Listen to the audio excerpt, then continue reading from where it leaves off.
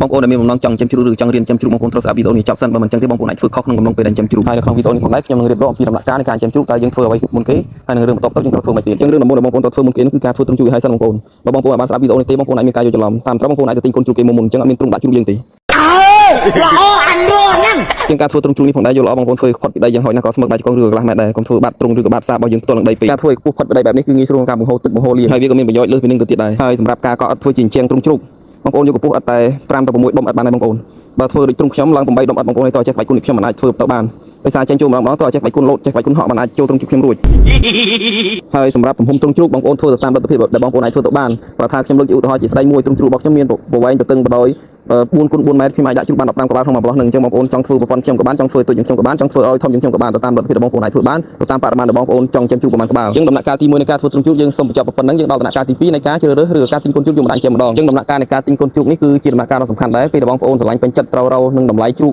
របស់អ្នកណាម្នាក់ហើយបងប្អូនដល់ថ្ងៃត្រូវចាប់យកមកដាក់ក្នុងទ្រុងរបស់យើងហើយអាថ្ងៃដែលបងប្អូនត្រូវទៅចាប់កូនជ្រូកគេមកបងប្អូនរឿងសំខាន់បងប្អូនកុំភ្លេចដាក់លុយទៅគ្រប់ប្រយ័ត្នអត់មានលុយឲ្យខ្លាចកូនជ្រូកគ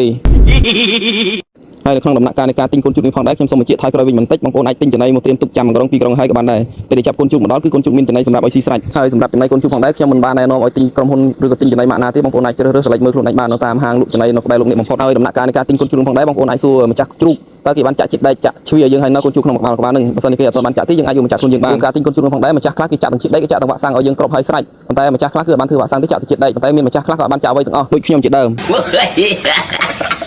ចឹងជាការណែនាំរបស់ខ្ញុំជាយោបល់របស់ខ្ញុំកូនជ្រូកអត់បានចាក់វ៉ាក់សាំងអ្វីក៏អត់ទៅសំខាន់ក៏អោយតែបានចាក់ជាតិដែកឲ្យយើងហើយសម្រាប់យើងតលដូចគ្នាបើបងប្អូនចង់ធ្វើវ៉ាក់សាំងក៏ធ្វើចោះតែបើសិនជាអត់បានធ្វើទេយ៉ាងហោចណាស់ក៏កុំចូលការចាក់ជាតិដែកសោះចឹងដំណាក់កាលទី2នៃការទិញកូនជ្រូកគឺយើងសង្ខេបយ៉ាងខ្លីប៉ុណ្ណឹងចោះយើងចូលដល់ដំណាក់កាលទី3ម្ដងចឹងដំណាក់កាលទី3យើងនិយាយអំពីការដាក់ចំណីកូនជ្រូកម្ដងកូនជ្រូកគឺវាមិនត្រូវការស៊ីចំណីច្រើនដូចជ្រូកធំៗទេបងប្អូនវាស៊ីតិចទេអញ្ចឹងបងប្អូនដាក់វាតិចបានហើយអត់មកក្រប2ក្របបានហើយឲ្យវាស៊ីធ្វើម៉េចអស់កុំឲ្យវាស៊ីសល់សុខចិត្តឲ្យវាស៊ីអស់លិតស្នុកក៏កុំឲ្យវាស៊ីសល់ដែរហើយយើងសុខចិត្តដាក់ឲ្យវាស៊ីច្រើនដងក្នុងមួយថ្ងៃហើយក្នុងម្ដងយើងដាក់តិចបានហើយយើងកុំដាក់ច្រើនហើយការផ្ដល់ចំណីកូនជ្រូកផងដែរបងប្អូនអាចតាមដានមើលការស៊ីរបស់ជ្រូកយើងតើវាគ្រប់គ្រាន់អត់តើវាឆ្អែតអត់បើសិនជាវាស្ទើរបងប្អូនអាចមួយថ្ងៃទៅមួយថ្ងៃបងប្អូនអាចលួចទៅឡើងឲ្យវាស៊ីលើសពី10ម្ដងបន្តិចម្ដងបានអញ្ចឹងដល់ដំណាក់កាលទី4យើងនិយាយអំពីការជិះទឹកការលាងសម្អាតទ្រុងការលាងសម្អាតទ្រុងនៅក្នុងដំណាក់កាលនៃការចិញ្ចឹមកូនជ្រូកផងដែរគឺបងប្អូនមិនត្រូវជិះទឹកបាច់ទឹកឲ្យសើមទ្រុងឲ្យសើមខ្លួនកូនជ្រូកទេបើបងប្អូនចង់បាច់ទឹកជិះទឹកសម្អាតទ្រុងបងប្អូនសម្អាតទឹកកន្លែងដែលវាជុះនំទៅបានហើយក្រៅពីកន្លែងដែលវាជុះនំគឺបងប្អូនត្រូវវិសាភាពស្ងួតជានិច្ចនៅក្នុងទ្រុងរបស់យើងហើយការបាច់ទឹកឲ្យកូនជ្រូកយើងក៏កុំបាច់ដាច់ខាតជាពិសេសពេលដែលមានកូនជ្រូករាកឬពេលដែលមានកូនជ្រូកអន់ឬឈឺគឺហាមដាច់កាន់តែហាមដាច់ខាតគឺមិនឲ្យប៉ះទឹកដាច់ខាតតែម្ដងតែបើបងប្អូនចង់សម្អាតទ្រុងជ្រូកដោយសារវាវល់ខ្លាំងពេកដោយសារកូនជ្រូកយើងក្តៅកង្ហក់ខ្លាំងពេកនៅពេលដែលថ្ងៃត្រង់បងប្អូនអាចលាងសម្អាតបានប៉ុន្តែគួរតែធ្វើនៅពេលដែលថ្ងៃក្តៅឬថ្ងៃត្រង់នោះទេអញ្ចឹងដំណាក់កាលបន្ទាប់ទៀតជាដំណាក់កាលដែលបងប្អូនតែងទៅសួរខ្ញុំច្រើនមែនទេថាតើនៅក្នុងដំណាក់កាលនៃការចិញ្ចឹមកូនជ្រូកដែលយើងឲ្យស៊ីចំណីគ្រាប់កូនជ្រូកនេះតើឲ្យស៊ីអស់ម្នាក់ប៉ុន្មានបានយើងឲ្យស៊ីចំណីស្រេចឬក៏ឲ្យស៊ីចំណីម៉ត់លីកទូបានបងប្អូនត្រូវតែឲ្យកូនជ្រូកក្នុងក្បាលស៊ីចំណីអស់ម្នាក់1 B